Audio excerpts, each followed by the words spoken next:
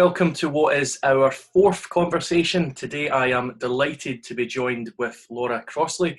Laura is the Head of Content at the National Football Museum in Manchester, which, shame on me, I've just admitted out with this interview, I didn't even know there was such a thing as a National Football Museum, and I've even just been told there's one in Scotland too, so I really need to obviously get checking this out. But it's an absolute pleasure to be speaking to you today, Laura, and perhaps you might want to introduce yourself and say hello.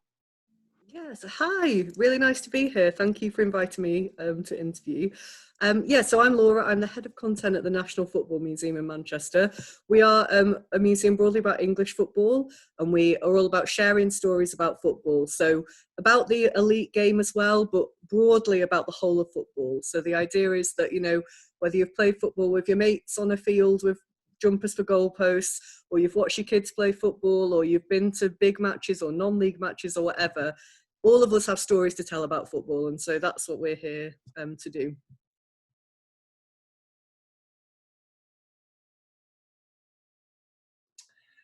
Now, Laura, one thing that we're doing in these conversations when we're speaking to various people is we're asking them about their memories of studying history when they were at school. What memories do you have of that?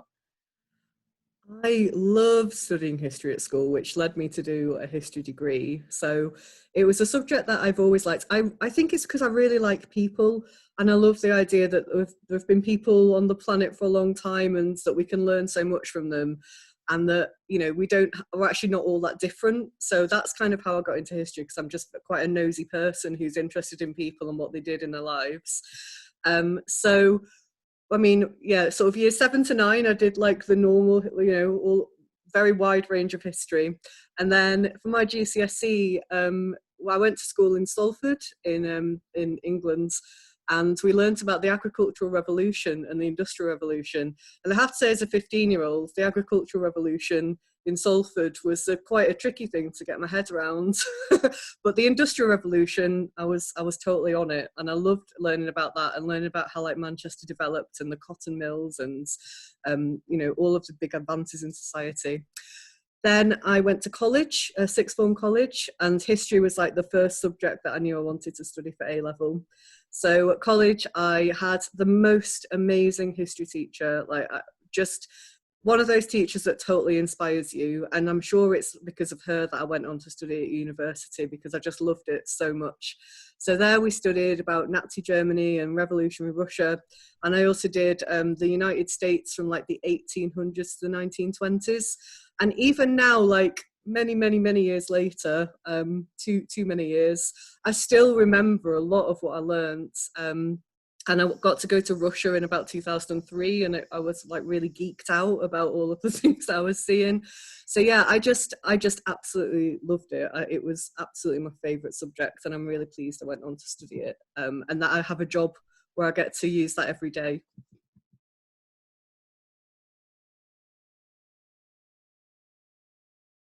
Laura, you are the head of content at the National Football Museum based in Manchester. So tell us a bit about what that involves. What do you do day to day? Okay, so yeah, as the head of content, I'm on the senior leadership team, and I oversee 3 different teams essentially. So the collections team, the exhibitions team, and the communities team, and together we make the content team. So content at the National Football Museum is all about our collections, so the objects that we've got, researching those objects, doing exhibitions around them, telling stories about the objects. It's about creating temporary and permanent exhibitions that go in the galleries.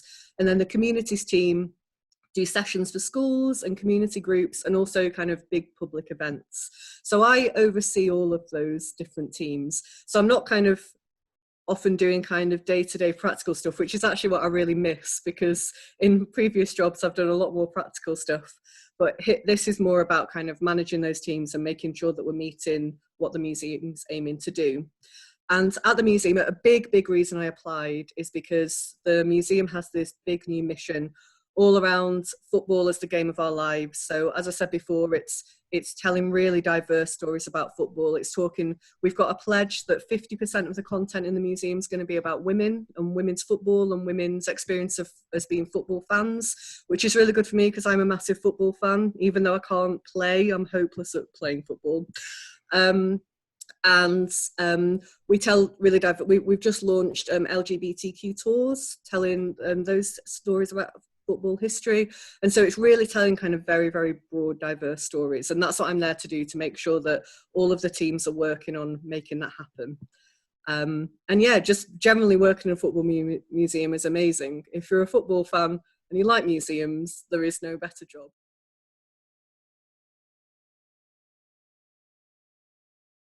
Laura, you're someone who has worked in museums now for over a decade.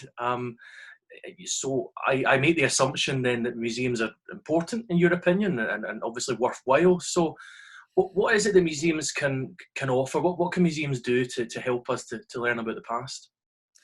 Well, I did a history degree and then I actually started a master's in history.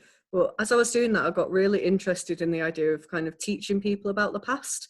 And I suppose I could have become a teacher, but I didn't know if it was my skill set really.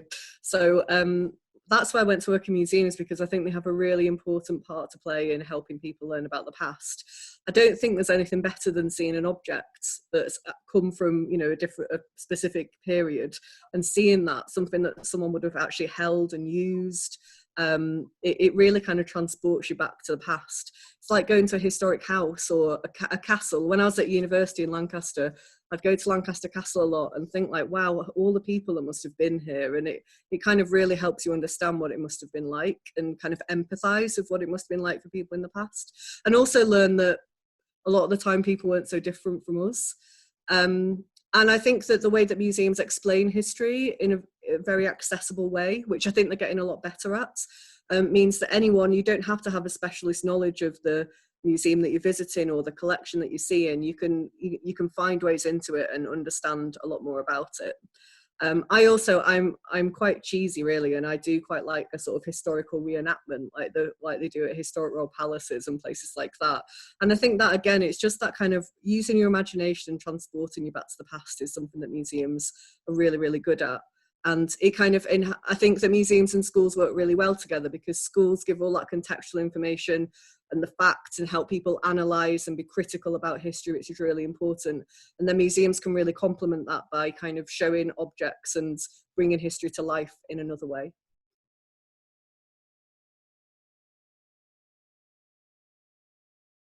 And just finally, Laura, before we have to finish up, if you were speaking to a young person who, you know, was interested in history as a potential career path, what advice would you give to them? Firstly, I'd say there are loads and loads and loads of careers in history. So you can be a history teacher, a historian, you could work in museums, you could also be like a researcher on historic video games or in the media. So there's all sorts of different pathways where history can take you. And it's really important to look into all of those, because, you know, there might be something that is, you know, your passion. If you decide to go into museums in particular, I'd think about firstly whether you're interested in a specific subject. So, you know, if you are really, really interested in football history, then you might want to be a curator at the National Football Museum.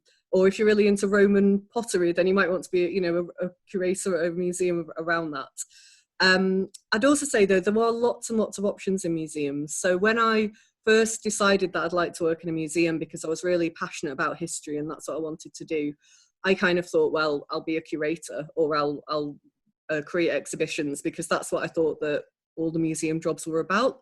But actually, there are so many jobs you can do in museums. You can work in marketing, you could do finance, you could be a learning officer working with schools, you could work with community groups like, you know, older people or adults. You could be a conservator looking after the objects. You could be a graphic designer, a video producer. There are just so many jobs that you can do. So taking your real passion for history, you can go into loads and loads of different careers, whether that's in museums or, you know, in other sectors as well. But having that passion for history and that passion for communicating history and telling people about the past is kind of where it all starts and what's really important.